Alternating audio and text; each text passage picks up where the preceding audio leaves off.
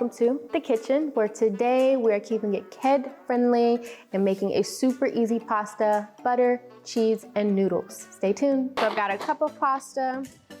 Make sure you also pre-salt your water.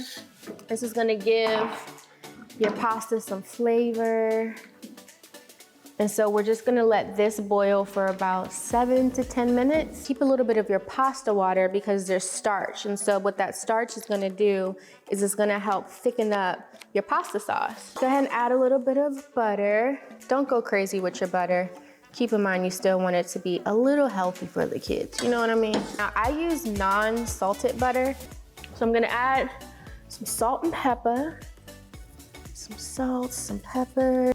And then we're gonna add a nice pinch of some Parmesan.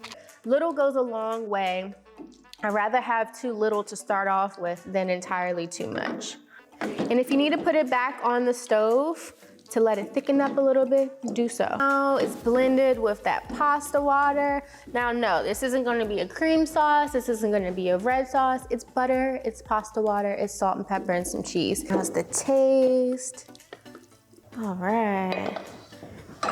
Little more cheese on top. And now, let's taste. I need adult portions.